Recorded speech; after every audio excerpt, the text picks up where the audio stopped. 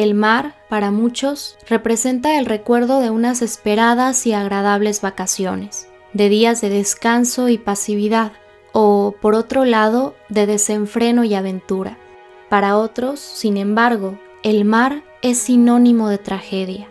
Tina Watson había comenzado una nueva etapa en su vida junto al hombre que amaba, y justamente en su luna de miel sucedió algo que detendría por completo su paso por este mundo.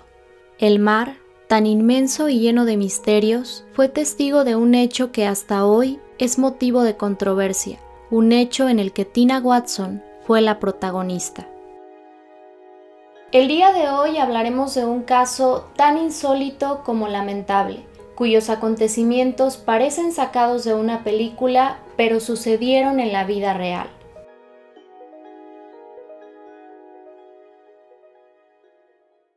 A finales de octubre de 2003, los Watson, una pareja de recién casados provenientes de Alabama, Estados Unidos, se encontraban disfrutando de su luna de miel en Australia, más precisamente en la costa de Townsville, frente a la Gran Barrera de Queensland, el mayor arrecife de coral del mundo.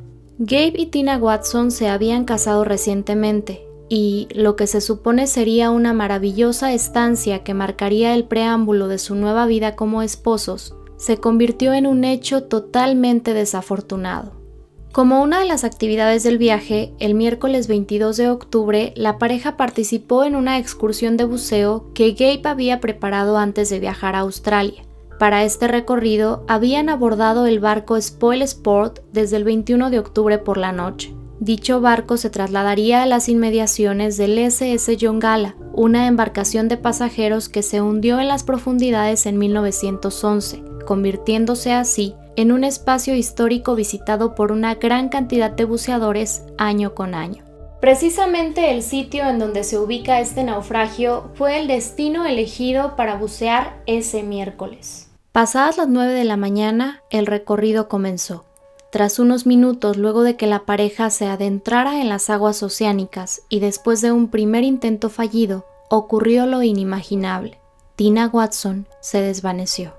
En cierto punto del trayecto, la mujer de apenas 26 años aparentemente perdió el conocimiento y comenzó a hundirse, llegando hasta el fondo de la zona en la que buceaban, o sea, a unos 30 metros por debajo de la superficie del agua. Gabe Watson regresó al barco Spoil Sport para pedir ayuda, pues dijo que algo había sucedido con su esposa. Para estos momentos, uno de los instructores que ya se encontraba buceando había ubicado a Tina a unos 22 metros de él, por lo que fue rápidamente hacia ella y la llevó a la superficie. Tina fue trasladada a un barco adyacente en donde un médico y parte del equipo de rescate de la embarcación intentaron reanimarla persistentemente por más de 40 minutos, pero ya nada se podía hacer. Tina Watson había perdido la vida. A partir de este acontecimiento, lo que apuntaba a ser visto como un lamentable accidente se convertiría años más tarde en una investigación por homicidio con varias incógnitas por resolver. Christina May Watson, conocida como Tina, nació el 13 de febrero de 1977 en Alemania Occidental, pero desde que era una bebé fue llevada a los Estados Unidos. Era hija de la pareja conformada por Tommy y Cindy Thomas. A lo largo de su vida, Tina residió en el condado de Walker, Alabama, en el estado de Luisiana y finalmente en Birmingham, también en Alabama, en donde vivió la mayor parte de su vida. Tina ha sido descrita por su familia como una persona brillante y feliz, capaz de dar lo mejor de sí a quienes le rodeaban.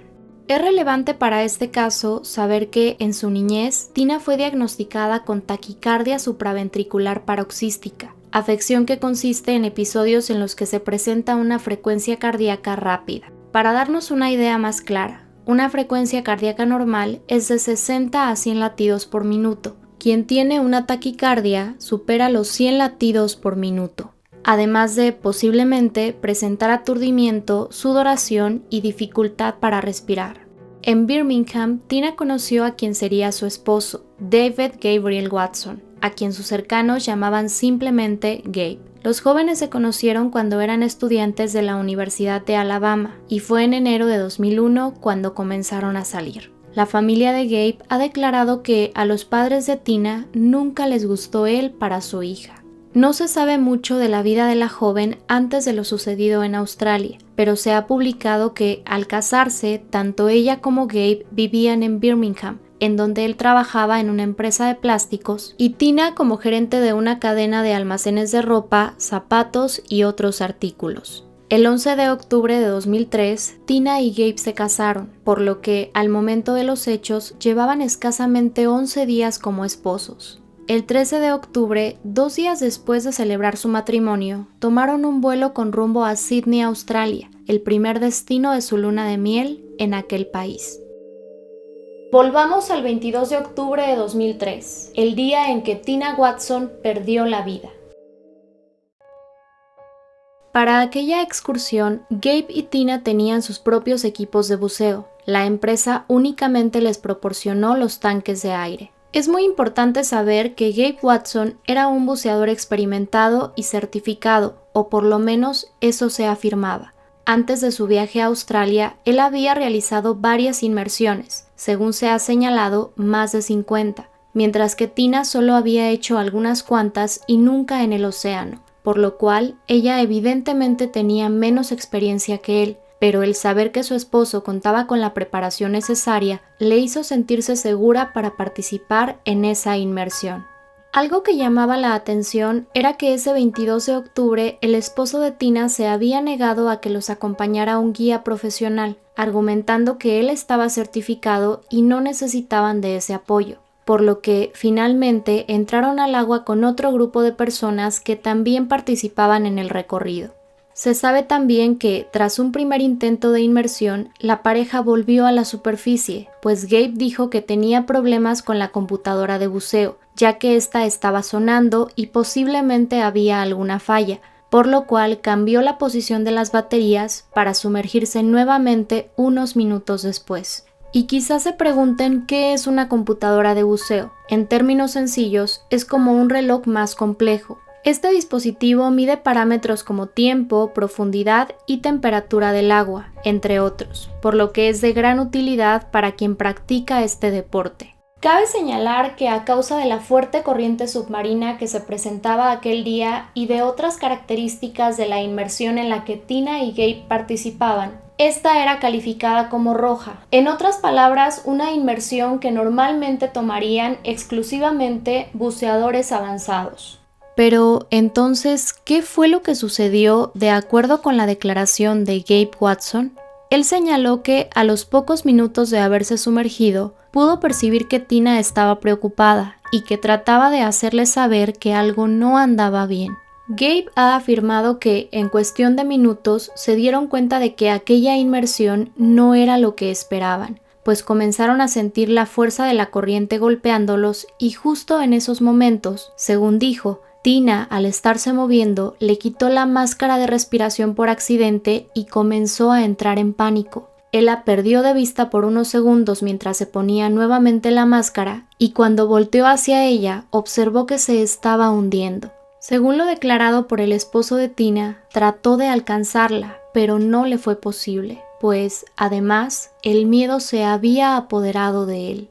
Es en este punto del relato en donde se ha cuestionado mayormente la actuación de Gabe, pues de acuerdo con lo que él declaró, al ver a su esposa hundiéndose y tratar de alcanzarla, sin tener éxito, nadó hasta la superficie para pedir ayuda, en lugar de, como se ha señalado, intentar rescatarla y subirla con él. Ante los cuestionamientos sobre esto, él mencionó que nunca aprendió cómo traer a alguien de regreso a la superficie, sumado a que, en esos minutos, no pensaba con claridad. Es importante mencionar que Gabe estaba certificado como buceador de rescate. Según algunos testimonios recabados en esos días, mientras trataban de reanimar a Tina, algunas de las personas presentes en el bote observaron a Gabe comportarse de una forma un tanto extraña, pues pedía que lo abrazaran y no se le notaba tan alterado por la situación, aunque otros testigos afirmaron que él sí se veía muy afectado, lloraba y estaba en shock. Debido a la naturaleza de lo ocurrido con Tina Watson, fue abierta una investigación por accidente a cargo de la Oficina Forense de Queensland. Un día después de lo sucedido, fue realizada la autopsia al cuerpo de Tina Watson. Esta arrojó evidencia de una embolia gaseosa, es decir, de la formación de burbujas de aire en la sangre que pueden obstruir los vasos sanguíneos de varios órganos y ser letales. Dicha afección se llega a presentar en los buzos a causa de una disminución brusca de la presión atmosférica. En el caso de Tina, se consideró que la embolia gaseosa se había producido cuando fue rescatada, al ascender o cuando estaba siendo reanimada. Sin embargo, se determinó que esto no tuvo nada que ver con su fallecimiento. La causa del deceso fue ahogamiento, pero no pudo determinarse cómo es que este había sucedido. Dadas las circunstancias que rodearon a tan terrible acontecimiento, los fiscales empezaron a cuestionar cómo es que se dieron los hechos y, además, la familia de Tina no estaba de acuerdo con la versión del forense. Unos días después de lo sucedido, Gabe regresó a Birmingham, Alabama, lugar al que fue enviado el cuerpo de Tina y en donde se llevó a cabo su sepelio. En el curso de la investigación, Gabe Watson se negó a regresar a Australia para testificar personalmente, pero rindió testimonio a través de sus abogados. Un tiempo después, Tommy Thomas, padre de Tina, informó a la policía de una situación que le parecía muy rara y que creía podía ser relevante para el caso. Él les dijo que las flores y regalos que se dejaban en la tumba de su hija desaparecían, incluso cuando algunos de los regalos se aseguraban con una cadena. Ante esto, las autoridades colocaron una cámara oculta en el cementerio y, para su asombro, quien destruía y desaparecía los presentes que le dejaban a Tina era Gabe Watson. Posteriormente, Gabe atribuyó estas acciones a su proceso de duelo.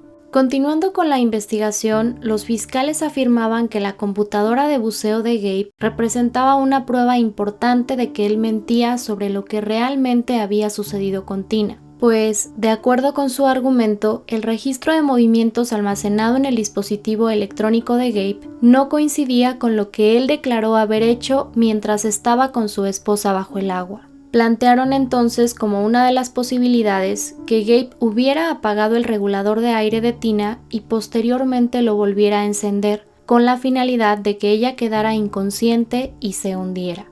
Pero, ¿cuál sería el motivo de Gabe Watson para hacer esto? Durante las indagatorias, el padre de Tina afirmó que, poco antes de la boda, Gabe le había pedido a su hija que aumentara su seguro de vida y lo designara a él como único beneficiario. Para las autoridades a cargo, esta parecía ser razón suficiente para que Gabriel orquestara un siniestro plan. Fue así que en junio de 2004, la investigación por accidente abierta por la oficina del forense pasó a ser una investigación criminal. Los investigadores señalaron que uno de los buceadores que había logrado ver a Gabe y a Tina cuando todo sucedió, dijo haber observado a Gabe dándole un abrazo de oso a su esposa, al cual ella parecía resistirse. Las autoridades italianas hicieron esta recreación, pero en lo declarado por el testigo, las manos del buzo A se ubicaban debajo de los brazos del buzo B, y no como se aprecia en esta imagen. No obstante, hay algo que se debe considerar en esta parte. El testigo que dijo ver a la pareja fue el doctor Stanley Statz. En su declaración afirmó ver lo que se denominó un abrazo de oso, pero se cree que el acercamiento al que se refería fue el que tuvo el instructor con Tina para llevarla a la superficie, pues él la tomó de esa forma para poder subirla. Otro dato que salió a flote en la investigación fue el peso que Tina llevaba en su chaleco de buceo al momento de la inmersión en la que perdió la vida. Para comprenderlo mejor, este tipo de chaleco es usado por los buzos para transportar el tanque o botella de aire, además de ser un accesorio que controla la flotabilidad del buzo, por lo que es un elemento muy importante para esta actividad. En el caso de Tina Watson fue un aspecto que se revisó, pues ella pesaba poco más de 58 kilogramos y llevaba en su chaleco un peso aproximado de 9 kilogramos, por lo que se contempló que existiera un sobrepeso que pudo ocasionarle problemas al estar bajo el agua. Aunque durante el proceso, Paula Snyder, una de las buceadoras participantes en la inmersión del 22 de octubre de 2003, declaró que cuando un buceador es nuevo requiere de más peso y que son necesarias de 25 a 30 inmersiones para descubrir el peso correcto. En el curso de las indagatorias resaltó el hecho de que Gabe Watson hubiera adquirido un seguro de viaje para su luna de miel. En marzo de 2005, emprendió una acción legal en Alabama para recuperar el costo del viaje. Esto luego de que la compañía se negara a pagarle debido a que el buceo no estaba contemplado en el seguro. Sin embargo, esta acción fue desestimada a petición del propio Watson en mayo de 2008, debido al proceso al que sería sometido y del que hablaremos ahora. En junio de 2008, la Oficina del Forense del Estado de Queensland, Australia, acusó formalmente a David Gabriel Watson del asesinato de Christina May Watson, su esposa. En este año, Gabe se casó por segunda ocasión. Su ahora esposa, Kim Lewis, lo apoyó durante el proceso. El juicio tuvo lugar el 5 de junio de 2009 en el Tribunal Supremo de Queensland, ubicado en la ciudad capital de Brisbane. Lo anterior, luego de que Gabe regresara a Australia en mayo de dicho año para ponerse a disposición de la justicia. Esto tras haber hecho un trato con las autoridades. El cargo de asesinato sería desestimado. Lo acusarían por homicidio involuntario.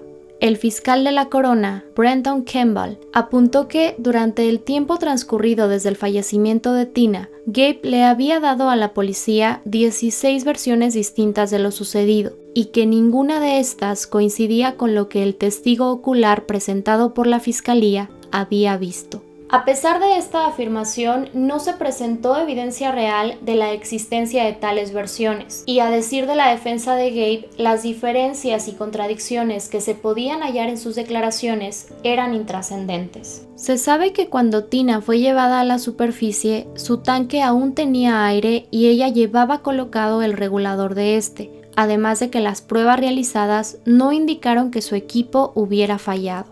La fiscalía describió a Gabe Watson como un buzo experimentado y con el entrenamiento necesario para rescatar a buceadores en situación de pánico, enfatizando que él había permitido el hundimiento de su esposa sin hacer ningún intento real por traerla a la superficie. Se concluyó también que el acusado no había cumplido con sus obligaciones como compañero de buceo, ya que no compartió con Tina su fuente de aire alternativa ni hizo lo necesario para inflar su chaleco, lo que, recordemos, ayuda a mantener flotante a un buzo. Para finalizar, y de forma inesperada para muchos, el juez determinó que los cargos de asesinato formulados contra Gabe no tenían sustento y lo declaró culpable de homicidio involuntario, dándole una condena de 4 años en prisión, misma que fue reducida a tan solo 12 meses. Esto debido a su cooperación con la corte, las falsas acusaciones recibidas y el sufrimiento que padeció desde lo ocurrido con Tina, según argumentó Peter Lyons, el juez encargado.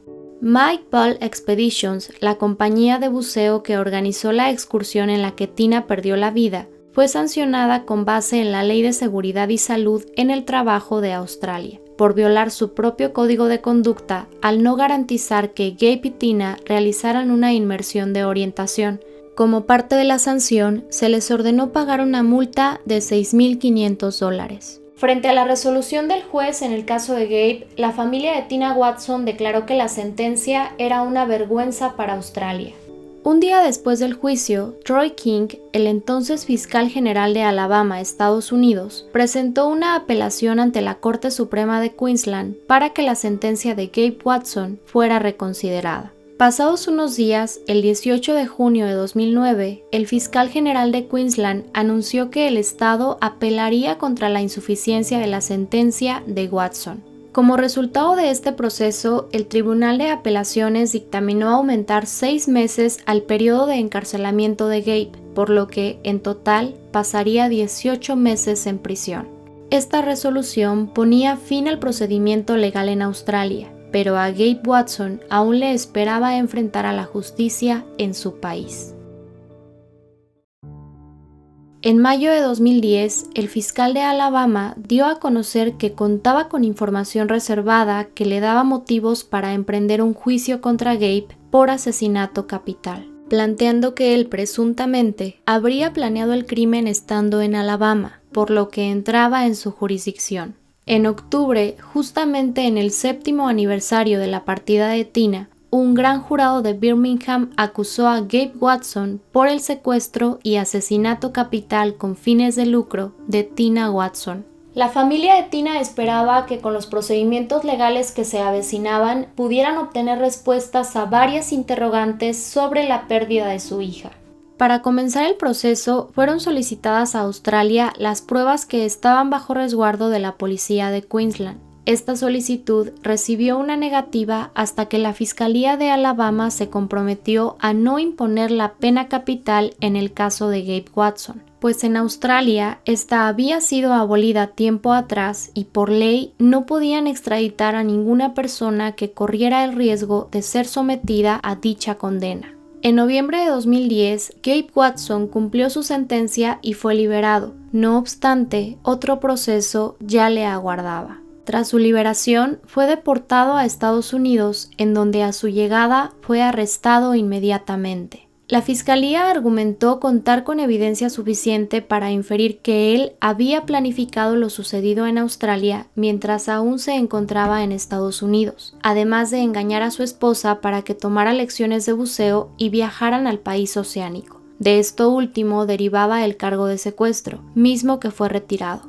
Este segundo proceso inició el 13 de febrero de 2012. Fue entonces que la conmoción e incertidumbre se hicieron presentes una vez más. Durante el juicio, la preparación de Gabe Watson como buceador experto y de rescate fue puesta en duda. Incluso se llegó a mencionar que el día de la inmersión junto a su esposa, Gabe ni siquiera sabía colocarse correctamente el traje de buceo. Si bien desde que fue acusado en Australia se subrayó que era un buceador experto, por su registro de buceo se supo que gran parte de sus inmersiones fueron cortas o de poca profundidad, y que sí había buceado en el océano antes de su viaje a Australia, pero por lo general acompañado de un instructor, sumado a que la mayoría de sus inmersiones fueron hechas en agua dulce y tranquila, no en aguas oceánicas. En relación con lo anterior, por parte de la defensa, fue presentado Colin McKenzie, un experto en buceo que, en el primer juicio, había declarado que la formación con la que contaba Watson habría bastado para poder sacar a su esposa del agua ese 22 de octubre de 2003. Sin embargo, en el nuevo juicio se retractó de gran parte de su testimonio. Esto luego de que revisara los registros de buceo, certificaciones y expedientes médicos de Tina y Gabe, documentos a los que no había tenido acceso antes. Este especialista señaló que a Gabe no se le debió haber permitido participar en la inmersión en Queensland, ni mucho menos ser compañero de buceo de su esposa, pues no tenía la experiencia necesaria. Se supo también que 2 años antes de su fallecimiento, Tina había sido sometida a una cirugía cardíaca relacionada con la taquicardia que presentaba y de la que les hablé brevemente en un inicio. Pese a esto, en su solicitud de buceo no había registro de que ella hubiera declarado padecer algún problema cardíaco. En el juicio, el profesor Michael Bennett, un reconocido experto en medicina del buceo, afirmó que Tina no debió haber buceado sin la autorización de un cardiólogo. En relación con el hecho de que Gabe se negara, en su momento, a que fueran acompañados por un guía profesional durante la inmersión, la compañía encargada de esta dio a conocer también que la pareja Watson no había accedido a recibir una inmersión de orientación un día antes de la excursión. Wade Singleton, quien en 2003 era el director de Mike Ball Expeditions y quien fue también el instructor que el día de los hechos llevó a Tina a la superficie, fue interrogado en el juicio acerca de la entrevista que les hizo a Gabe y Tina antes del 22 de octubre. Pues, aun cuando los datos proporcionados por Tina en la conversación dejaban claro que ella no estaba preparada para una inmersión de este tipo, la compañía no tomó las medidas correspondientes. Se sabe que Tina hizo un curso de buceo previo al viaje a Australia, aparentemente convencida por Gabe. Craig Lecker, uno de sus maestros, declaró que en su primera inmersión en cantera, Tina entró en pánico. Dijo, además, identificarla como una persona muy ansiosa y la describió como el buceador más asustado con el que ha trabajado antes.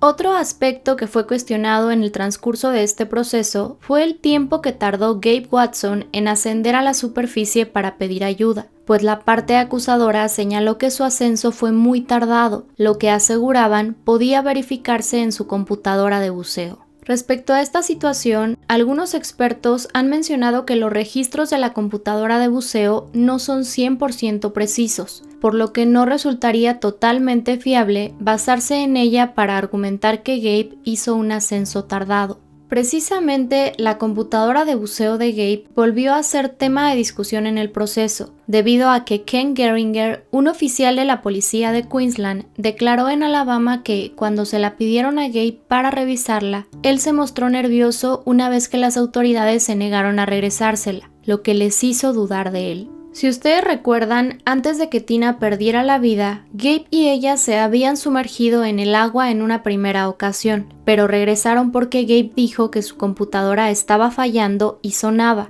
Al revisarla, cambió la posición de las baterías. El fiscal argumentó que este dispositivo no emitía un sonido si la batería estaba mal colocada. Por su parte, la defensa de Gabe se comunicó con el fabricante de la computadora y este señaló que sí estaba diseñada para emitir un sonido. La fiscalía consideraba que Gabe había inventado que su dispositivo fallaba para ganar tiempo y que los demás buzos avanzaran, logrando así quedar apartado junto a su esposa sin ser visto. Aunque en este punto hay algo que no concuerda con tal hipótesis, dado que en la segunda inmersión de la pareja inicialmente estaban acompañados por el director del barco, el instructor Wade Singleton, por lo que no quedaron completamente apartados del grupo. La fiscalía reveló que la policía había descubierto un correo electrónico que Gabe había enviado a la compañía de buceo 5 meses antes de la luna de miel. En este preguntaba sobre las condiciones de buceo en el sitio del SS John Gala.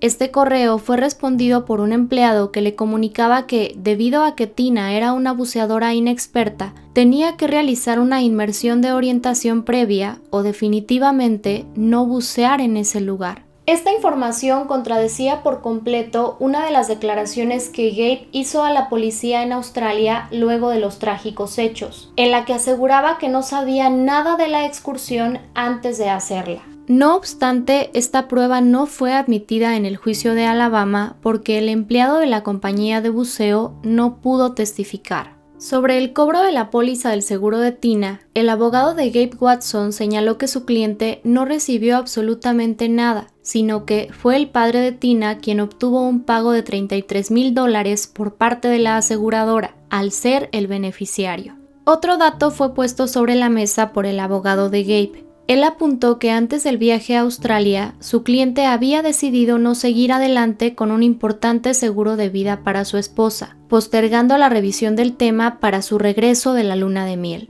La defensa aseguró que la policía australiana contaba con notas de Mark Hughes, el corredor de seguros consultado por Gabe, que confirmaban esta información. La defensa de Watson apuntó enfáticamente que nunca se demostró que hubiera una ganancia económica para Gabe, que él amaba a Tina y no tenía razones para poner fin a su vida. Que lo ocurrido en octubre de 2003 no había sido más que un lamentable accidente. En cuanto al tema del seguro, Tommy Nell, juez del caso, consideró que lo que se decía sobre que Gabe pidió a Tina aumentar su póliza era un rumor y que, por tanto, no era admisible. Sin duda, esto fue un duro golpe para la fiscalía y, por supuesto, para la familia de Tina. Una de las evidencias presentadas por la parte acusadora fue una fotografía tomada la mañana de los hechos por el buceador Gary Stempler. En la foto, cuya intención era únicamente retratar a la esposa de este buceador, puede observarse a Tina de espaldas e inmóvil en el fondo del mar, mientras el instructor Wade Singleton se dirige hacia ella. Con esta imagen, la fiscalía pretendía mostrar que Gabe había dejado sola a su esposa sin haber hecho todo lo posible por rescatarla. La principal hipótesis de la parte acusadora giraba en torno a que Gabe había desactivado intencionalmente la entrada de aire de Tina. Sin embargo, el Dr. Carl Edmonds, quien los conocedores del buceo afirman fue un distinguido médico en esta área, declaró que para que alguien perdiera la vida tendrían que apagar su aire durante al menos 2 minutos y hasta 4 para asegurarse de no fallar. Gabe estuvo aproximadamente 7 minutos bajo el agua, por lo que su defensa argumentó que el tiempo no le habría alcanzado. Es importante decir que Tina estuvo alrededor de 10 minutos bajo la superficie. El jefe de policía de Townsville, Glenn Lawrence, declaró en el juicio que, para la primera investigación, había relatado una situación que tuvo lugar el día que Watson se presentó en la morgue junto a su madre para reconocer por segunda ocasión el cuerpo de Tina. Dijo que aquella vez él se quedó afuera de la habitación en la que Gabe estaba a solas con su esposa y escuchó cómo él le decía a ella lo siguiente: «Lo siento mucho, nunca quise hacerte daño. No debería haberte seguido derribando. Lo siento, no pude detenerte». Otro testimonio que resaltó y conmovió fue el del padre de Tina. Él contó que en aquel octubre de 2003, Gabe no se comunicó con él ni con su esposa para informarles que su hija había perdido la vida. Ellos se enteraron más de un día después, cuando el padre de Gabe Watson les hizo una llamada. Finalmente, y para asombro de muchos, el 23 de febrero de 2012, Tommy Neil, juez a cargo del caso, absolvió a Gabe Watson del cargo que se le acusaba. Después de poco más de una semana de haberse iniciado el juicio, el juez dictaminó que no existían las pruebas suficientes para presentar el caso ante un jurado popular. De esta forma, el proceso legal por el caso de Tina Watson llegaba a su final. Para Tommy Thomas, padre de la joven, debería haber sido un jurado el que decidiera. Desde el sentir de la familia de Tina, la justicia nunca llegó. Su madre ha declarado mantener vivo el recuerdo de su hija el día de su boda, día en que la vio por última vez. El señor Tommy Thomas falleció en 2015, después de una lucha de varios meses contra el cáncer y de haber peleado más de una batalla para esclarecer lo sucedido con su hija en aquel viaje en el que una parte de sus vidas también terminó. Los padres de Gabe han declarado que su hijo pagó caro, pues además de los procesos penales que enfrentó en 2 países, señalan que el nombre de Gabe ha sido calumniado y su vida totalmente exhibida. Tras la absolución, David Watson, padre de Gabe, dijo: «Espero que todos puedan empezar a sanar». Después de casi 18 años, el caso de Tina Watson sigue siendo para muchos una herida abierta, un lamentable hecho que ha sido motivo de diversos análisis y de una gran cantidad de preguntas, cuyas respuestas parecen no dar total claridad a lo sucedido.